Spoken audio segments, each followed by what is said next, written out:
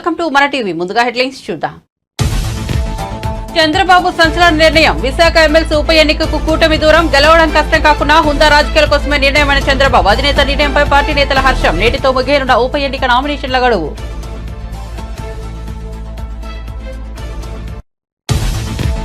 పలావ్ లేదు, బిర్యానీ లేదు, చంద్రబాబు మోసం ప్రజలకు అర్థమవుతోందన్న జగన్. హామీలు అమలు చేయకుండా చంద్రబాబు ప్రజలను మోసం చేస్తున్నాడన్న జగన్. గతంలో తాము ఇచ్చిన పథకాలను కూడా అమలు చేయడం లేదని ఆరోపణ. చంద్రబాబు మోసాన్ని చూస్తున్న ప్రజల్లో ఆగ్రహం రగులుకుంటోందని వ్యాఖ్యలు. హరీష్ రావు వ్యాఖ్యలు బాధించాయని కన్నీటి భరింతమైన మంత్రి తుమ్మల నాగేశ్వరరావు. తాను ఎప్పుడూ క్రెడిట్ కోసం పాకులాడేదేనన్న తుమ్మల నాగేశ్వరరావు. ప్రచారం కోసమే బటన్ నొక్కే పనులు చేయలేదని వ్యాఖ్య. అవమానించిన వారికి కూడా నేనేంటో తెలుసునన్న తుమ్మల. ప్రపంచ అంతరిక్ష ఉత్సవాల్లో పాల్గొన్న AP deputy CM Pawan. ISRO సైంటిస్టులు మన దేశానికి నిజమైన హీరోలు. చంద్రయాన్ 3 విజయంతో ప్రపంచానికి భారత్ సత్తా ఏంటో తెలిసిందన్న పవన్.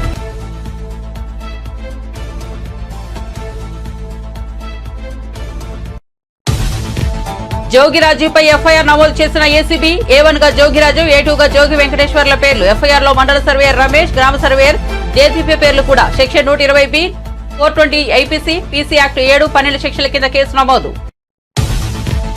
తెలంగాణలోని ప్రభుత్వ హాస్టళ్లలో ఏసీబీ తనిఖీలు. అక్రమాలపై ఆరోపణల నేపథ్యంలో రాష్ట్ర వ్యాప్తంగా దాడులు. విద్యార్థుల సంఖ్య, వారికి అందుతున్న సౌకర్యాలపై ఆరా. రికార్డును పరిశీలిస్తూ విద్యార్థులతో మాట్లాడుతున్న అధికారులు.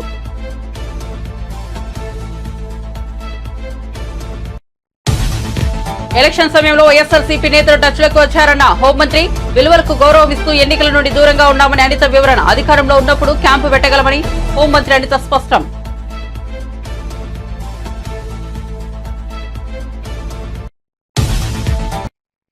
ఇక వార్త వివరాల్లోకి వెళ్తే, ఉమ్మడి విశాఖపట్నం జిల్లాలో స్థానిక సంస్థల కోటా ఎమ్మెల్సీ స్థానం కోసం జరగనున్న ఉప ఎన్నికకు దూరంగా ఉండాలని కూటమి ప్రభుత్వం నిర్ణయించింది. పార్టీ నేతలతో నిర్వహించిన టెలికాన్ఫరెన్స్ లో టీడీపీ అధినేత ముఖ్యమంత్రి చంద్రబాబు నాయుడు ఈ విషయాన్ని స్పష్టం చేశారు. ఎన్నికల్లో గెలవడం పెద్ద కష్టం కాదని, అయినప్పటికీ హుందా రాజకీయాల కోసమే ఈ నిర్ణయం తీసుకున్నట్లు తెలిపారు. చంద్రబాబు నిర్ణయంపై కూటమి నేతలు కూడా హర్షం వ్యక్తం చేశారు. సీఎం అత్యంత హుందాగా వ్యవహరించారని కొనియాడారు. కాగా ఉప ఎన్నిక నామినేషన్ల గడువు నేటితో ముగియనుంది. మానవ వనరుల అభివృద్ధి మంత్రిత్వ శాఖ సంబంధిత అంశాలపై ముఖ్యమంత్రి శ్రీ నారా చంద్రబాబు నాయుడు సచివాలయంలో సమీక్ష నిర్వహించారు. ఈ సమావేశంలో మంత్రి నారా లోకేష్, సంబంధిత ఉన్నతాధికారులు కూడా పాల్గొన్నారు. ఎన్నికల్లో ఇచ్చిన హామీలు అమలు చేయకుండా చంద్రబాబు ప్రజలను మోసం చేస్తున్నాడని వైసీపీ అధ్యక్షుడు జగన్ విమర్శించారు. చంద్రబాబు బిర్యానీ పెడతానని చెప్పి మోసం చేస్తున్నాడని జనం మాట్లాడుకుంటున్నారని, జగన్ అధికారంలో ఉన్నప్పుడు పలావు పెట్టి బాగానే చూసుకున్నాడని కూడా అనుకుంటున్నారని వివరించారు. కానీ ఇప్పుడు పలావు లేదు, బిర్యానీ లేదు, ప్రజలకు పస్తులు తప్పడం లేదు. చంద్రబాబు చేస్తున్న మోసం ఏంటో ప్రజలకు బాగా అర్థమవుతోందని జగన్ వ్యాఖ్యానించారు. తాడేపల్లిలో అనకాపల్లి, మాడుగుల, చోడవరం నియోజకవర్గాల ఎంపీటీసీలు, జెడ్పీటీసీలతో సమావేశమయ్యారు. ఈ సందర్భంగా ఆయన ఈ వ్యాఖ్యలు చేశారు. ఇదిగో ఈ నెలలో ఈ కార్యక్రమం జరుగుతుంది, ఇదిగో ఈ నెలలో ఈ కార్యక్రమం జరుగుతుంది అని చెప్పి ఏకంగా క్యాలెండర్ ఇచ్చి మాట తప్పకుండా, ఎన్ని సమస్యలు మనకున్నా కూడా, కోవిడ్ లాంటి మహమ్మారి కూడా మన రాష్ట్రాన్ని పీడించిన రోజుల్లో కూడా సాకులు చెప్పలేదు, కారణాలు ఇవ్వలేదు.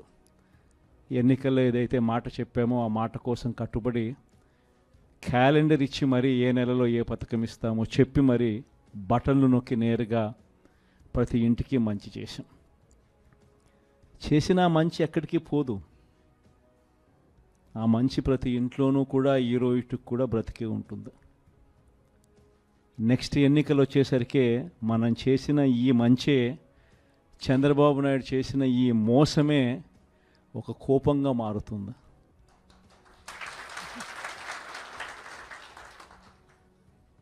ఎందుకనంటే చంద్రబాబు నాయుడు గారి క్యాంపెయిన్ కూడా మనం చూసాం. జగన్ ఏమో పలావ్ ఇచ్చాడు, బాగానే చూసుకున్నాడు. కానీ చంద్రబాబు నాయుడు బిర్యానీ పెడతానన్నాడు. తీరా చూసేసరికి పలావు పోయింది, బిర్యానీ పోయింది, పస్తు పండుకోవాల్సిన పరిస్థితిలో ఈ పొద్దు మేము ఉన్నాము అని చెప్పి ప్రజలందరూ కూడా అనుకుంటా ఉన్న పరిస్థితిలో ఈరోజు రాష్ట్రాన్ని చూస్తూ ఉన్నాం. ఈరోజు వైఎస్ఆర్ కాంగ్రెస్ పార్టీయే, మన పార్టీయే అధికారంలో ఉంటే ఈ పార్టీకే మీ జగన్ రైతులందరికీ రైతు భరోసా ఇచ్చేసిండు. ఈ పాటికే రైతు భరోసా సొమ్ముతో వ్యవసాయంలో రైతులందరూ కూడా చక్కగా వ్యవసాయం చేసుకుంటూ కనిపించుండేవారు. వైఎస్ఆర్ కాంగ్రెస్ పార్టీయే ఉండింటే, మీ జగనే ముఖ్యమంత్రిగా ఉంటే ఈ పాటికే బడులకు పోతా ఉన్న పిల్లలందరూ కూడా సంతోషంగా బడులకు పోతా ఉందరు. వాళ్ళ అమ్మలందరికీ కూడా ఈ పాటికి అమ్మఒడి పథకం కూడా ఈ పాటికి అంది వాళ్ళందరూ కూడా సంతోషంగా ఉండుండేవాళ్ళు. ఈ పాటికి అక్క చెల్లెమ్మల ముఖంలో చిరునవ్వు కనిపిస్తూ సున్నా వడ్డీకి సంబంధించిన సొమ్ము కూడా ఆ పొదుపు సంఘాల అక్క చెల్లెమ్మలకు అందరికీ కూడా సున్నా వడ్డీకి సంబంధించిన డబ్బులు కూడా వాళ్ళందరికీ కూడా ఏప్రిల్లోనే మామూలుగా ఇస్తూ ఉంటుంది.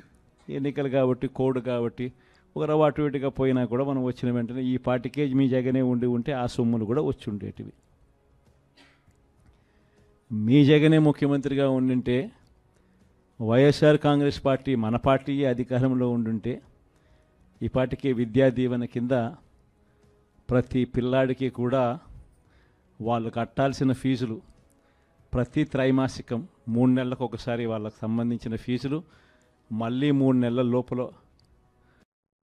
నెల్లూరు జిల్లాలోని శ్రీహరికోటలోని సతీష్ ధావన్ అంతరిక్ష కేంద్రంలో జరిగిన ప్రపంచ అంతరిక్ష ఉత్సవాల్లో ఆంధ్రప్రదేశ్ రాష్ట్ర ఉప ముఖ్యమంత్రి పవన్ కళ్యాణ్ పాల్గొన్నారు. ఈ సందర్భంగా ఆయన మాట్లాడుతూ, నేను శాస్త్రవేత్తను కాదు, కానీ నన్ను ఈ కార్యక్రమానికి ఆహ్వానించారు. నాకు ఆశ్చర్యం కలిగిందని చెప్పుకొచ్చారు. నా జీవితంలో ఏది కోరుకున్నా జరుగుతుందనేది నిరూపితమైంది. చిన్నప్పటి నుంచి శ్రీహరికోటకు రావాలని అనుకునేవాడిని. అది ఇప్పుడు నెరవేరింది. నేను నెల్లూరులో చదువుకున్న అప్పట్లో ఆర్యభట్ట ఉపగ్రహాన్ని ప్రయోగించారు. దీనిపై పిల్లల్లో శాస్త్రీయంగా ఎంతో ఆసక్తి ఉండేది. నేను ఎక్కువగా అంతరిక్షం గురించి మా టీచర్లను అడిగేవాడిని. దీంతో నన్ను ఆర్యబయట సైన్స్ క్లబ్ కు అధ్యక్షుడిని చేశారని పవన్ చెప్పుకొచ్చారు. ఎన్నో ఇబ్బందులు పడి ఆర్యభట్ట మోడల్ను రూపొందించాం. శాస్త్రవేత్తలు మనిషి రూపంలో ఉన్న దేవుళ్లు, కానీ సైన్స్ అండ్ టెక్నాలజీ బడ్జెట్ తక్కువగా ఉంది. వేదాల్లో కూడా సైన్స్ చాలా ఉంది. చాలా మంది యువకులు ఇస్రో నుంచి స్ఫూర్తి పొందుతున్నారని పవన్ కళ్యాణ్ వెల్లడించారు.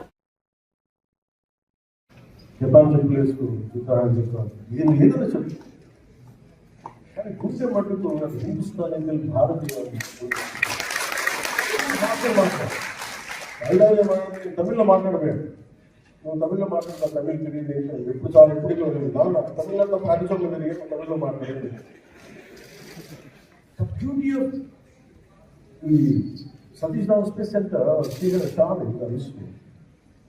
రైట్ ఫ్రమ్ కాశ్మీర్ కేరళ, కన్యాకుమారి, అలాగే మనకి కామాఖ్య, భారత, అన్ని భాషలు, అన్ని రాష్ట్రాలు అందరు కలిస్తేనే that's what make ISRO the greatest space organisation.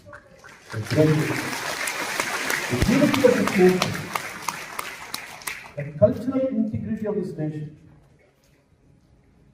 has reflected in ISRO. ISRO is not just about scientific advancement. It is also about integrity of the nation. విభిన్నమైన భాషలు మధ్య, maybe you might be Muslim, you might be Hindu, you might be Christian, no matter which religion you belong to.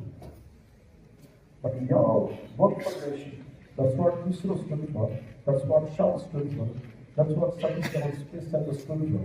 Under the leadership of Rajarajan and other distinguished 4 years ago, Sriharikota is certified the second best spaceport in the world after Kennedy Space Center. From the time of its establishment in 1971, Sriharikota has been pivotal for many successful launches and geared to numerous missions, which have not only become tangible reality, but also has the potential to transform into a billion opportunities. As per my understanding, నిరంతరం ఉపయోగపడేటువంటి గత 3 years ఈ సమస్య ఎలా ఉందని చెప్పారు. Total road కూడా 17 kilometres. So Venkateswara is గారిని అడిగాను, కలెక్టర్ తిరుపతి, దీన్ని అడగారు. ప్రత్యేకించి వార్పులు యుద్ధ ప్రాతిపదికన చేపట్టారు, పని మొదలైంది. ఇందాక రివ్యూ కూడా చేశాను. గుంతలు కూర్చొని రోడ్డుకి ఇరువైపుల గ్రావెల్ వేయడం. అగ్రిగోల్డ్ భూముల వ్యవహారంలో ఆరోపణలు ఎదుర్కొంటున్న వైసీపీ నేత మాజీ మంత్రి జోగి రమేష్ ఇంట్లో ఉదయం ఏసీబీ అధికారులు తనిఖీలు చేపట్టారు. 15 మంది అధికారులతో కూడిన ఏసీబీ బృందం ఎన్టీఆర్ జిల్లా ఇబ్రహీంపట్నంలోని జోగి రమేష్ నివాసానికి ఉదయం 5 గంటలకు చేరుకుని సోదాలు జరిపింది. ఈ సందర్భంగా పలు రికార్డులు మరియు డాక్యుమెంట్లు స్వాధీనం చేసుకున్నారు. అనంతరం ఈ కేసులో కీలకంగా భావిస్తున్న జోగి రమేష్ కుమారుడు జోగి రాజును అధికారులు అదుపులోకి తీసుకున్నారు. తాజాగా ఆయనపై ఏసీబీ ఎఫ్ఐఆర్ నమోదు చేసింది. రాజు పేరును ఏ1గా చేర్చింది. అలాగే ఏ2గా జోగి వెంకటేశ్వరరావు పేరును చేర్చింది. వీరితో పాటు ఎఫ్ఐఆర్లో అంబాపురం మండల సర్వేయర్ రమేష్, గ్రామ సర్వేయర్ దేదీప్య, నున్నర సబ్ రిజిస్ట్రేషన్ వి నాగేశ్వరరావులను కూడా ఎఫ్ఐఆర్లో చేర్చింది. Section 120B 420 IPC, PC act 7, 12 శిక్షల కింద, అలాగే AP land grabbing act section 4 ప్రకారం కేసు నమోదు చేశారు. ఎలక్షన్ అనగానే చాలా మంది వైఎస్ఆర్సీపీ నేతలు తమకు టచ్లోకి వచ్చినట్లు హోంమంత్రి అనిత తెలిపారు. తాము అధికార పార్టీలో ఉంటామని, క్యాంపు పెట్టాలనుకుంటే పెట్టగలమని చెప్పారు. విశాఖ ఎమ్మెల్సీ ఎన్నికల్లో పోటీ చేయాలని అనుకుంటే మంచి మెజార్టీతో తాము గెలవమని ధీమా వ్యక్తం చేశారు. కానీ విలువలకు గౌరవం ఇచ్చి తాము ఈ ఎన్నికకు దూరమని ఉన్నామని అనిత స్పష్టం చేశారు. తాము ప్రతిపక్షంలో ఉన్నప్పుడు వైఎస్ఆర్సీపీ నేతలు శాసనమండలిని రద్దు చేస్తున్నామని, ఇలాంటి వారు ఇప్పుడు ఎలా నామినేషన్ వేశారని అనిత మండిపడ్డారు. గెలవటానికి కానీ మొన్న పదం కాదు, గెలిచి చూపించాం ఆల్రెడీ. వాళ్ళ అధికారంలో 151 ప్లస్ మా నలుగురిని తీసుకున్న తర్వాత కూడా ఇంకా సంవత్సరం ఉండగానే 3 ఎమ్మెల్యేలు గెలిచాం. మామూలుగా కాదు, మంచి మెజార్టీతో. 3 ఎమ్మెల్సీలు గెలిచాం. 3 ఎమ్మెల్సీలు మంచి మెజార్టీతో గెలిచాం. 3 ఎమ్మెల్సీలను ఈరోజు మేము పోటీ పెట్టాలి అనుకుంటే 5 నిమిషాలు గెలవటానికి. కానీ విలువలని రక్షించాలి, నైతికతను పాటించాలి ఉద్దేశంతో ఈరోజు మేము డ్రాప్ అవుతున్నాం. ఇంకొకటి కూడా దయచేసి కోరుకుంటున్నా, సందర్భం కాకపోయినా చెప్పాలి. ఎందుకంటే ఎమ్మెల్సీలు అనేసరికి పెద్దల సభ, గౌరవ సభ. అలాంటి పెద్దల సభకి పెద్ద మనసు ఉన్న వాళ్ళు, అదేవిధంగా కొంచెం వ్యక్తిత్వం ఉన్న వాళ్ళని పంపించాలి. ఒకరిని డ్రైవర్ని చంపినోడు ఒకడు ఎమ్మెల్సీ అనంతబాబు అని నిన్న మొన్న ఎపిసోడ్లు చూస్తున్నాం. ఇంకో ఎమ్మెల్సీ పరిస్థితి, శ్రీకాకుళం ఎమ్మెల్సీ పరిస్థితి. అంటే ఇలాంటి వాళ్ళందరినీ కూడా ఆ సభలకి పంపించి, పెద్దల సభకు పంపించి, పెద్దల సభ తాలూకా గౌరవాన్ని కూడా కించపరిచే విధంగా చేస్తున్న జగన్మోహన్ రెడ్డికి ఒక్కసారి ఆలోచించుకోవాల్సిందిగా ఒకసారి మేమందరం కూడా కోరుకుంటున్నాం.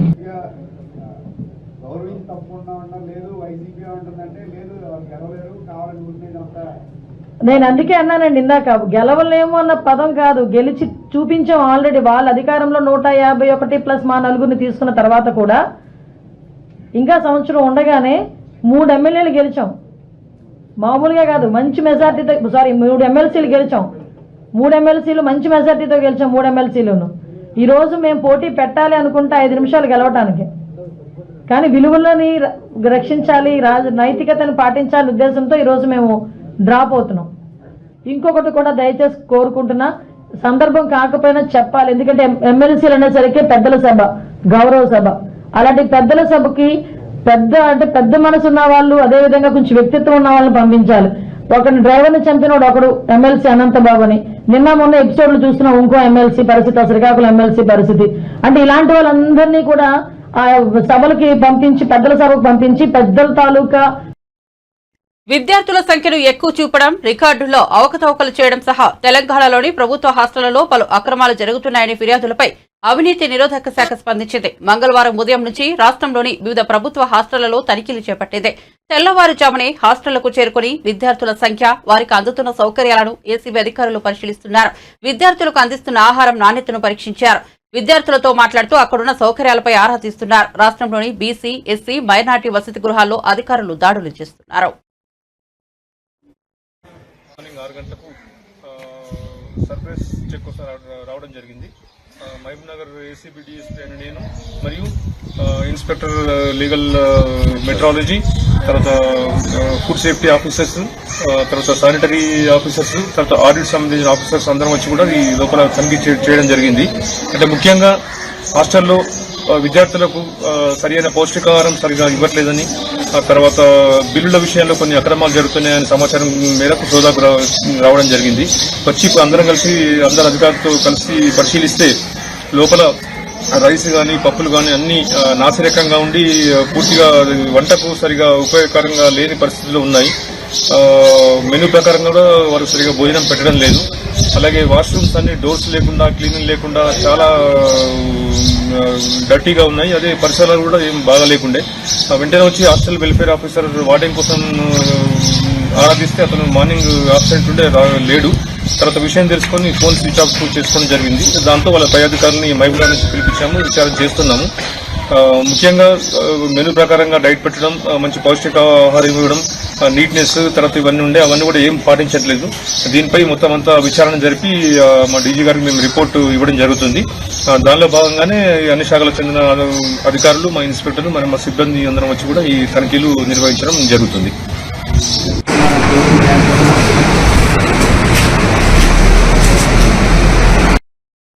మనస్తాపంతో విద్యార్థి బలవన్మరణానికి పాల్పడిన విషాద ఘటన నెల్లూరు పట్టణంలో చోటు చేసుకుంది. అనంతపురం జిల్లా తాడిపత్రికి చెందిన ప్రదీప్ పట్టణంలోని నారాయణ మెడికల్ కళాశాలలో బీడీఎస్ 2వ సంవత్సరం చదువుతున్నారు. ఈ క్రమంలోనే కొన్నాళ్ల నుంచి ప్రదీప్ ను రాహుల్ అనే ఎంబీబీఎస్ విద్యార్థి లైంగిక వేధింపులకు గురి చేస్తున్నాడు. దీంతో తీవ్ర మనస్తాపానికి గురైన ప్రదీప్ రాహుల్ వల్లే తాను ఆత్మహత్యకు పాల్పడుతున్నానని చెప్పి సోమవారం రాత్రి సోదరుడికి మెసేజ్ పెట్టి కళాశాల బిల్డింగ్ పై నుంచి దూకి ఆత్మహత్యకు పాల్పడ్డాడు. కుటుంబ సభ్యుల ఫిర్యాదు మేరకు ఘటనా స్థలానికి చేరుకున్న పోలీసులు కేసు నమోదు చేసుకుని దర్యాప్తు చేస్తున్నారు. తమ కుమారుడి చావుకు కారణమైన నిందితుడు రాహుల్ ను వెంటనే శిక్షించాలని కోరుతూ మార్చుల వద్ద బంధువులు కుటుంబ సభ్యులు నిరసన తెలిపారు. మా అబ్బాయి బీడీఎస్ ఈ ఎంబీబీఎస్తో వాళ్ళందరితో కలిసే ఉండేవాడు అనమాట. స్టార్టింగ్లో అందరూ బాగుంటారులే అనుకుంటే ఎంబీబీఎస్ ఫ్రెండ్స్ అందరూ ఒక సైడ్ వేసి మా తమ్ముడిని టార్గెట్ చేయడం అయింది. 2 years నుంచి అంటే సెప్టెంబర్ 2023 నుంచి ఫుల్ టార్చర్ చేస్తూ ఉన్నారు అనమాట. మెంటల్గా, సెక్చువల్గా. రాహుల్ అనే అబ్బాయి మెయిన్. దాని తర్వాత అతని రూమ్మేట్ అనమాట. నిన్న కూడా ఫోన్ చేశాడు, టికెట్ బుక్ చేయి, బుధవారం ఊరికి వస్తాను, ఆగస్ట్ 15 హాలిడే కదా వస్తా అనేసాను. అంతా బాగా మాట్లాడాడు. నిన్న రాహుల్ అనే అబ్బాయి 8 నుంచి 10 దాకా మా తమ్ముడు రూమ్లోనే ఉన్నాడంట. దాని తర్వాత ఏం జరిగిందో ఏమో నాకు 2:55కి మెసేజ్ పెట్టేసి ఇలా 2 years నుంచి ఆ అబ్బాయి చిత్రహింసలు పెడతా ఉన్నాడు, నేను చచ్చిపోవడానికి మెయిన్ కారణము, నేనైనా చచ్చిపోతే ఆ అబ్బాయికి శిక్ష పడుతుంది, కానీ బయటికి మాత్రం వాళ్ళందరూ నాదే తప్పు అనేలాగా పోర్ట్రే చేయడానికి ఉంటుంది, అది బయటికి పోకూడదని నేను చచ్చిపోతేనే అది జరుగుతుంది అనేసి అని చనిపోయాడు. పైనుంచి దూకి 5th floor నుంచి దూకి చనిపోయాడు.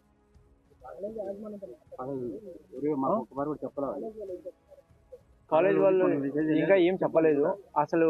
వాళ్ళు కూడా ఏ పేరెంట్స్కి కాల్ చేయలేదు. నాకు మా తమ్ముడు 2:55కి మెసేజ్ పెట్టాడు.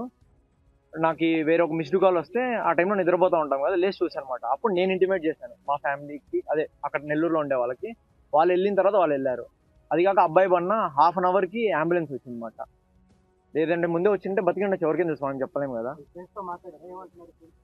వాళ్ళ ఫ్రెండ్స్ అందరూ ఏమంటారు, మా దగ్గరకు వచ్చేసి మీ అబ్బాయి అదే మా తమ్ముడు చాలా సెన్సిటివ్ అన్న, ఎవరితో మాట్లాడు, ఈ అబ్బాయి మొత్తం అంతా ఎట్లా పడితే అట్లా చేస్తాడనేసి మొత్తం చెప్పారన్నమాట. కానీ పైకి వెళ్ళిన వెంటనే ఇప్పుడు చచ్చిపోయిన అబ్బాయితో ఎవరికి అవసరం లేదు కదా, బతుకున్నోడితోనే ఏదో ఒక పని ఉంటుంది అనేసి అని అందరూ ఒక మాట అనుకునేసి చేస్తా ఉన్నారు అనమాట. మెయిన్ ఆ అబ్బాయే కారణము, సెక్సువల్ హరాస్మెంట్. అది రూమ్ లో కూడా రాశాడనమాట. నేను నాది సూసైడ్ కాదు, నాది మర్డరర్ వచ్చేసి రాహుల్ అనేసి. లెటర్లు ఏం రాలేదు, నాకే మెసేజ్ పెట్టాడు, సొంతానికి మెసేజ్ పెట్టాడు, గోడ పైన రాశాడు. గోడ పైన రాసింది చూపిస్తాను. మాజీ మంత్రి బీఆర్ఎస్ ఎమ్మెల్యే హరీష్ రావు వ్యాఖ్యలు తనను బాధించాయని మంత్రి తుమ్మల నాగేశ్వరరావు అన్నారు. తాను ప్రచారం కోసమే బట్టన్ నొక్కే పనులు ఎప్పుడూ చేయలేదన్నారు. ఎప్పుడూ క్రెడిట్ కోసం పాకులాడే వ్యక్తిని కాదన్నారు. ఎకరం పొలం కూడా తనకు సీతారామ ప్రాజెక్టు కింద లేదన్నారు. హరీష్ రావు అంటే తనకు ఇష్టమని, ఆయన మాట్లాడే సబ్జెక్ట్, ఆయనకు ఉన్న అవగాహన తనకు ఎంతో నచ్చుతాయని వ్యాఖ్యానించారు.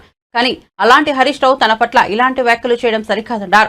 సీతారామ ప్రాజెక్టు కనుక కేసీఆర్ది అయితే కొంతమంది మంత్రులు తమ ఖాతాలో వేసుకోవడానికి పోటీ పడుతున్నారని హరీష్ రావు విమర్శించారు. ఫ్లెక్సీల నాయకులని ఎద్దేవా చేశారు. ఈ వ్యాఖ్యలపై మంత్రి స్పందించారు. ఖమ్మం క్యాంపస్ కార్యాలయంలో ఆయన మాట్లాడుతూ తాము తప్పు చేసి ఉంటే ప్రజలే బుద్ధి చెబుతారని హరీష్ రావుకు కౌంటర్ ఇచ్చారు. తనను అవమానించిన వారికి తానేంటో తెలుసునని ఒకంత కన్నీటి పర్యంతమయ్యారు. ఈ జిల్లా వాడుకోలేకపోతా ఉంది. కొన్ని వేల టీఎంసీ నీళ్లు మన పక్క నుంచే పోయినా కూడా ఖమ్మం జిల్లా భూభాగాన్ని తాకట్లేదు. కాబట్టి నాకు అవకాశం వచ్చినప్పుడల్లా నేనున్నటువంటి ప్రభుత్వంలో ఆనాటి ముఖ్యమంత్రుల్ని నాకు వీలైన కాడికి వాళ్ళతోటి ఒప్పించి దుమ్మగూడెం ప్రాజెక్టు దగ్గర మనకి లిఫ్ట్ చేసుకునే అవకాశం ఉందని చెప్పి ఆనాడు 97, 96 ఇరిగేషన్ మినిస్టర్గా దుమ్మగూడెం ప్రాజెక్టుని ప్రతిపాదించాను. కానీ ఆనాటి ఉన్నటువంటి బడ్జెట్ రిస్టెన్స్ వల్ల దేవాదులు తీసుకోవాల్సి వచ్చింది. దాని తర్వాత రాజశేఖర రెడ్డి గారి ఆధ్వర్యంలో ఆ దుమ్మగూడాన్ని ఇందిరాసాగర్, రాజీవ్ సాగర్ గా 2 భాగాలుగా విభజించడం జరిగింది. ఆనాటి ఆయన గారు దురదృష్టవశాత్తు మరణించటం, ఆ ప్రాజెక్టుకి తిలోదకాలు రావడం జరిగింది. తెలంగాణ ఉద్యమం వచ్చింది. ఆ ఉద్యమ ఫలితంగా టీఆర్ఎస్ ప్రభుత్వం అధికారంలోకి వచ్చింది. ఆ ప్రభుత్వం కూడా నన్ను ఆహ్వానించినప్పుడు కూడా నేను చెప్పాను, నాకు రాజకీయ కోరిక గోదావరి జలాలు, మీరు ఆ ప్రాజెక్టు నిర్మాణానికి అవకాశం ఇస్తానంటే ఇష్టం లేకపోయినా వస్తానని చెప్పాను. ఆహ్వానం మేరకు ఆయన గారు కూడా శాంక్షన్ చేశారు. ఆయన గారితోటే శంకుస్థాపన చేయించాను. పనులు మొదలుపెట్టాం. 4-5 సంవత్సరాలు పనులు జరిగినాయి. రెండోసారి అధికారంలోకి వచ్చిన తర్వాత కేవలం పంప్ హౌస్లకు మాత్రమే పరిమితమైంది.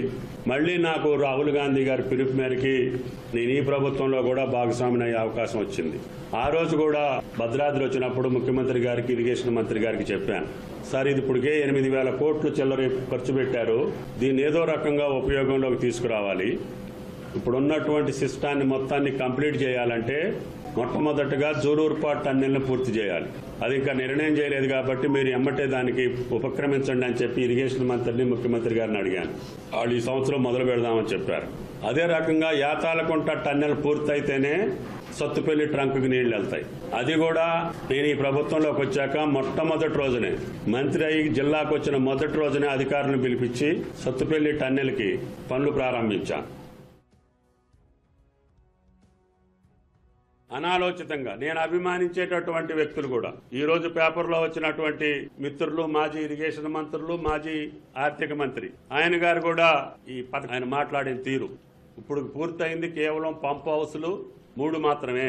టన్నెల్స్ పూర్తి కాకుండా, ఈ 155 స్ట్రక్చర్లు పూర్తి కాకుండా, ఫీల్డ్ ఛానల్స్ లేకుండా, డిస్ట్రిబ్యూటరీస్ లేకుండా 1 ఎకరానికి కూడా నీళ్లు రావాలంటే ఇంకొక 5 సంవత్సరాలు కావాలి, ఇంకొక 10,000 కోట్లు కావాలి. అప్పుడు దాకా వేచి ఉండకూడదనే ఉద్దేశంతో ఈనాటి ప్రభుత్వంలో ముఖ్యమంత్రిని ఒప్పించి, ఇరిగేషన్ మంత్రిని ఒప్పించి 2 సార్లు పిలిపించి ఈ పథకం తీసుకున్నా తప్ప నేను బటన్ నొక్కటానికి కాదు. నా జీవిత కోరిక కాబట్టి ఆ ప్రాజెక్టులో అడ్వైజర్ అయిన పెంటారెడ్డి గారు ఆయనతోటి నొక్కించి అక్కడ ప్రజాప్రతినిధులతోటి కొబ్బరికాయ కొట్టించా. నేను ప్రేక్షకుడికి మాదిరిగా నుంచున్నా. రాష్ట్ర మంత్రిగా ఉండి కూడా ఆ నీళ్లు చూడాలనే తాపత్రయంతో వెళ్ళా తప్ప నేను ప్రచారం కోసమో, క్రెడిట్ కోసమో ఈ ప్రాజెక్టుల నిర్మాణం చేయలేదు. మీకు అంత కోరికుంటే మరి 5 ఏళ్లలో మీరే నీళ్లు చల్లుకుని ఎవళ్ళు అభ్యంతరం పెట్టకపోదురు. 5 సంవత్సరాలు దీని మీద దృష్టి పెట్టలేదు. దానివల్ల ఫారెస్ట్ క్లియరెన్స్ లేదు, టన్నెల్స్ లేవు, స్ట్రక్చర్స్ లేవు. 8 తన కొడుకు అరెస్టుపై జోగి రమేష్ సంచలన వ్యాఖ్యలు చేశారు. జోగి రమేష్ తనయుడు జోగిరాజును అరెస్ట్ చేశారు ఏసీబీ అధికారులు. అయితే జోగి రమేష్ తనయుడు జోగిరాజును అరెస్ట్ చేసి గొల్లపూడి ఏసీబీ ఆఫీస్ కు తరలించారు అధికారులు. దీంతో కొడుకు వెనక ఏసీబీ ఆఫీస్ కి వెళ్లారు తండ్రి జోగి రమేష్. ఈ సందర్భంగా జోగి రమేష్ మాట్లాడుతూ ఏమీ తెలియని తన కుమారుని అరెస్ట్ చేసి జైల్లో పెట్టాలనుకుంటున్నారని ఆగ్రహించారు. అంచెలంచెలుగా ఎదిగాడు, ఒక బలహీన వర్గాల వాడు, ఒక గౌడ కులస్తుడు. ఎదిగితే హర్షించాల్సింది పోయి మీరు మా మీద కక్ష కట్టి మమ్మల్ని జైలు పాలు చేస్తే మీరు ఆనందం పొందుతారు. ఏంటి దుర్మార్గం? నిజంగా తప్పు చేసుంటే, నిజంగా మా కుమారుడు తప్పు చేసుంటే శిక్షించిన అదొక అందం. కానీ ఏమీ తెలియకుండా ఈ విధంగా చేయటం ధర్మం కాదు, మీకు న్యాయం కాదు. ప్రజలు చూస్తా ఉన్నారు. ప్రజాస్వామ్యవాదులారా, ఒక్కసారి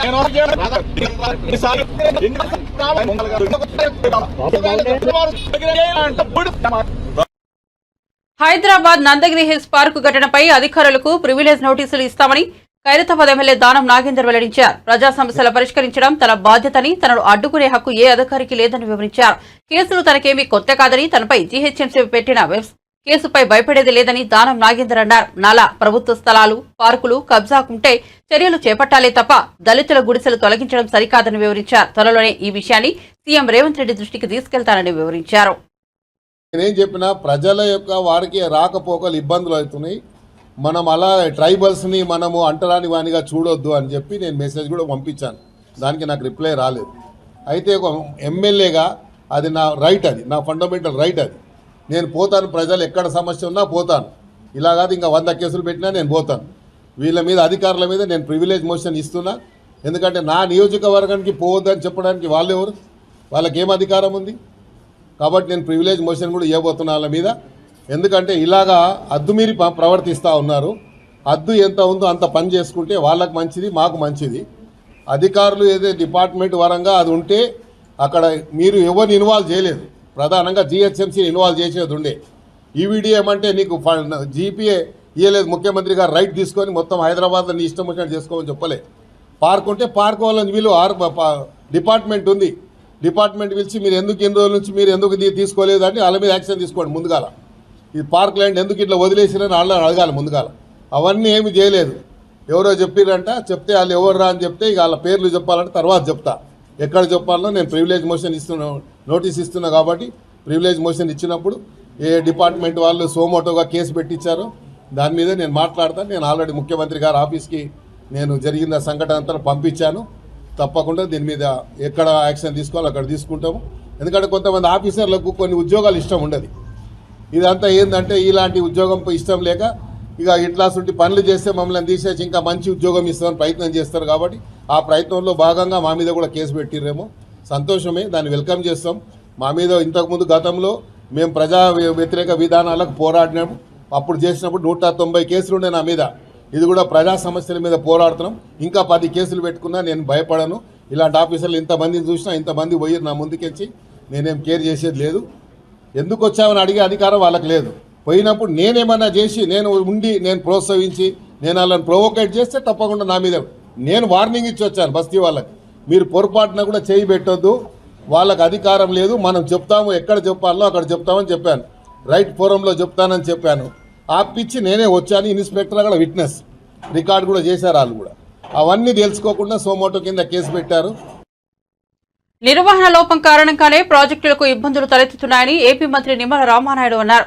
గత వైఎస్ఆర్సీపీ ప్రభుత్వం ప్రాజెక్టుల నిర్వహణ కోసం నిధులు వెచ్చించలేదని విమర్శించారు. తుంగభద్ర డ్యాంను మంత్రి పయ్యావుల కేశవ్తో కలిసి ఆయన పరిశీలించారు. సాధ్యమైనంత త్వరలో స్టాప్ లాక్ గేట్ ఏర్పాటు చేస్తామని చెప్పారు.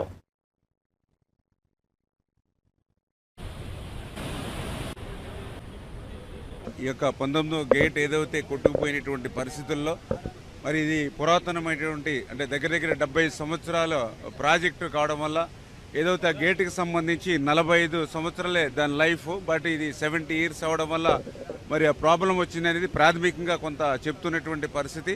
ఏదైతే ఆ గేట్ స్థానంలో కూడా మరి పర్టికులర్గా స్టాప్ లాక్ గేట్ ఏదైతే ఉందో మరి అవి ఈ ప్రాజెక్టుకి లేకపోవడం వల్ల తాత్కాలికంగా మరమ్మతులు చేసుకోవడానికి కానీ తాత్కాలిక నీటి నిలుపుదల చేసుకునే అవకాశం లేనిటువంటి స్థితిలో ఏదైతే చంద్రబాబు నాయుడు గారు కూడా స్పందించి కన్నమ నాయుడు గారు ఎవరైతే ఈ యొక్క గేట్ల అమరికలో నిర్మాణంలో అత్యంత కీలకంగా ఉన్నటువంటి వ్యక్తిని ఆయన హైదరాబాద్లో ఉంటే మరి ఆయన కంటికి చికిత్స చేయించుకున్నా కూడా మరి స్పెషల్ ఫ్లైట్ కూడా అరేంజ్ చేసుకుని ఈయన ఇక్కడ పంపించి అంటే మా పోలవరం ప్రాజెక్ట్ గేట్ల అమరికలో కూడా ఆయనకి బాగా సమర్థత ఉన్నటువంటి వ్యక్తి. ఆయన యొక్క సారథ్యంలో ఇమ్మీడియట్లీ, ఎందుకంటే ఏదైతే గేట్ని మనం పునర్నిర్మాణం చేయాలనే ఆలోచనతో ఉన్నప్పుడు పూర్తి స్థాయిలో నీరు తగ్గిస్తే అంటే ప్రజెంట్ 104 టీఎంసీలు నీరు ఉంది. మరి కొత్త గేట్ని మళ్ళీ ఆ స్టాప్ లాక్ గేట్ని మనం ఏర్పాటు చేసుకుంటే మొత్తం నీటిని తగ్గిస్తే అది 40 టీఎంసీలకి పడిపోతే దగ్గర 60 టీఎంసీలు నీరు వృధాగా పోయేటువంటి పరిస్థితి ఉంటుంది. అట్లా కాకుండా అంత స్థాయిలో నీటిని తగ్గించకుండా మనం ఈ యొక్క స్టాప్ బ్లాక్ గేట్ని ఏర్పాటు చేసుకునేటువంటి అవకాశాలని పరిశీలించమని చెప్పేసి మేము కూడా నిపుణులు కూడా కోరడం జరుగుతోంది. ఒకసారి రివ్యూ కూడా అధికారులతో కూడా రివ్యూ చేసి దీనికి ఈ కర్ణాటక ప్రభుత్వానికి సంబంధించి కానీ సిడబ్ల్యూసీ కానీ మా ఆంధ్రప్రదేశ్ రాష్ట్ర ప్రభుత్వం నుంచి కూడా ఏదైతే డిజైనింగ్ సంబంధించినటువంటి సిఈల్ని ఎస్సీల్ని అందరినీ కూడా ఒక బృందాన్ని కూడా ఇక్కడ మేము పంపించడం జరిగింది. ఏ రకమైనటువంటి సహకారం కావాలన్నా కూడా పూర్తి స్థాయిలో అందించడానికి సిద్ధంగా ఉన్నామనేది కూడా చంద్రబాబు నాయుడు గారు కూడా ఒక మెసేజ్ని కూడా ఇవ్వడం జరిగింది. సాధ్యమైనంత వరకు తొందరలోనే ఆ యొక్క స్టాప్ బ్లాక్ గేట్ని ఏర్పాటు చేయడం ద్వారా పర్టికులర్గా ఏదైతే అనంతపురం కర్నూలు. బులెటిన్ ముగించే ముందు హెడ్లైన్స్ మరోసారి చూద్దాం. చంద్రబాబు సంచలన నిర్ణయం. విశాఖ ఎమ్మెల్సీ ఉప ఎన్నికకు కూటమి దూరం, గెలవడం కష్టం కాకుండా హుందా రాజకీయాల కోసమే నిర్ణయమన్న చంద్రబాబు. అధినేత నిర్ణయంపై పార్టీ నేతల హర్షం. నేటితో ముగియనున్న ఉప ఎన్నిక నామినేషన్ల గడువు.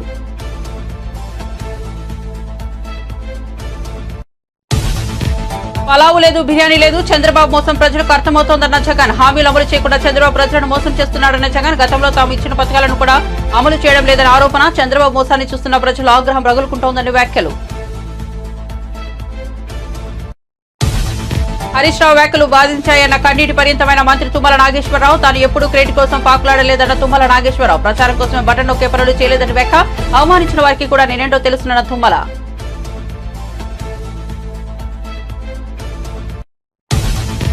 ప్రపంచ అంతరిక్ష ఉత్సవాల్లో పాల్గొన్న AP deputy CM Pawan. ISRO సైంటిస్టులు మన దేశానికి నిజమైన హీరోలు. చంద్రయాన్ 3 విజయంతో ప్రపంచానికి బాధ్యత ఏంటో తెలిసిందన్న పవన్ కళ్యాణ్.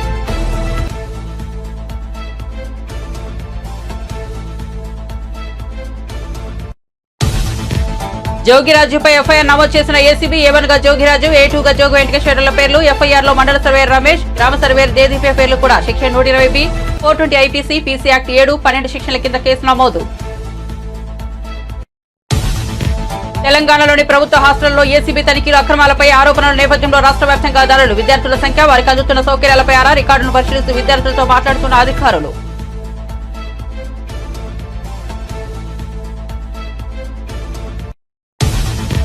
ఎలక్షన్ సమయంలో వైఎస్ఆర్సీపీ నేతలు టచ్లోకి వచ్చారన్న హోంమంత్రి. విలువలను గౌరవిస్తూ ఎన్నికల నుండి దూరంగా ఉన్నామని అనిత వివరణ. అధికారంలో ఉన్నప్పుడు క్యాంపు పెట్టగలమని హోంమంత్రి అనిత స్పష్టం.